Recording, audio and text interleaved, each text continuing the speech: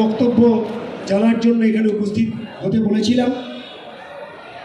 আমি ফেডারেশনের পক্ষ থেকে কুর্নিশ জানাই, ধন্যবাদ জানাই যে প্রায় 3 থেকে 4 ঘন্টার নোটিশে তারা যেভাবে স্বতঃস্ফূর্তভাবে ফেডারেশনের ডাকে সাড়া দিয়ে এখানে এসে উপস্থিত হয়েছেন।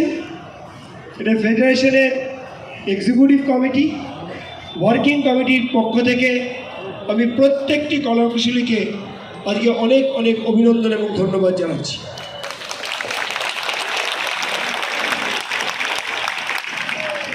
আজকে ফেডারেশনের পক্ষ থেকে ফেডারেশনের যুগ্ম সম্পাদক সম্মানীয় সুজিত কুমার হাজরা এবং ফেডারেশনের কার্যকরী সভাপতি মাননীয় জয়চন্দ্র চন্দ্র আজকে ফেডারেশনের বক্তব্য আপনাদের সামনে তুলে ধরবেন। তারপর আমরা প্রত্যেকটি সদস্যের কাছ থেকে যে ফিডব্যাক পেয়েছি সেই ব্যাপারে আপনাদের অবগত করব। আমি সুজিতবাবু এবং জয়চন্দ্র চন্দ্রকে অনুরোধ করছি আজকের আমাদের বক্তব্য তুলে ধরার জন্য।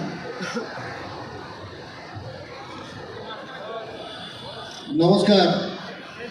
ফেডারেশনের পক্ষ থেকে আগত আমাদের সমস্ত কলাকুশলী এবং মিডিয়া থেকে আপনারা যারা এসেছেন এবং অন্যান্য যারা এসে পৌঁছেছেন তাদের সকলকে জানায় আমাদের সংগ্রামী অভিনন্দন। এই স্বল্প সময়ের নোটিশে যে আপনারা এই বিপুল জমায়েত হয়েছেন তার জন্য মাননীয় সভাপতি আপনাদের কুর্নিশ জানিয়েছেন।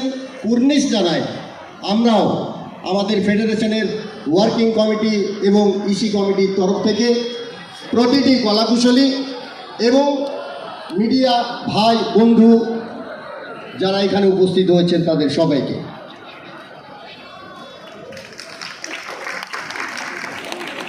আজকের এই শুটিং বন্ধ আমাদের কাছে খুবই অনবদ্রত ঘটনা। কারণ আমরা টেকনিশিয়ানসরা আপনারা জানেন যে আমরা দিন আনি দিন খাই, অর্থাৎ নো ওয়ার্ক নো পে।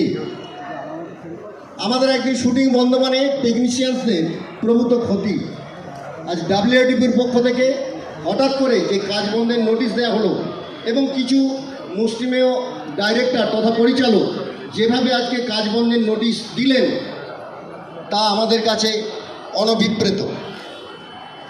লৌহ নামক যে সিনেমাটিকে নিয়ে আজ এই অচলাবস্থা সৃষ্টি হয়েছে, কী কারণে এই অচলাবস্থা সৃষ্টি হলো ফেডারেশন কিন্তু এর সত্যি কারণটা জানে না।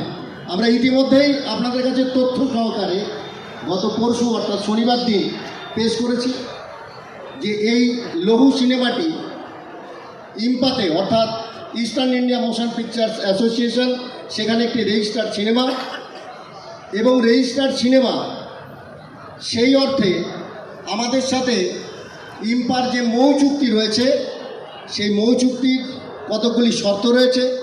সেই শর্ত অনুযায়ী যা হওয়া উচিত আপনারা জানেন যে সেখানে আমরা উভয় পক্ষই সেটা মেনে চলি, অর্থাৎ প্রযোজক, কলাকুশলী এবং শিল্পী বন্ধুরাও।